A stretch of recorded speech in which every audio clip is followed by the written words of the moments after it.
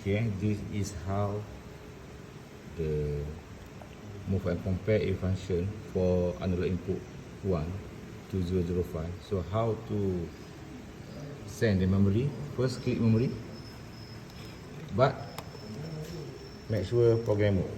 Okay, click program mode, and then memory,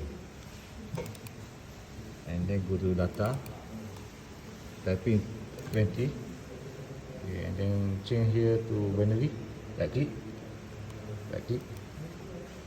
display, go to binary, and then make sure all the numbers follow. Okay, and then after this, send to PLC online. Yes, and then save. Okay, and then off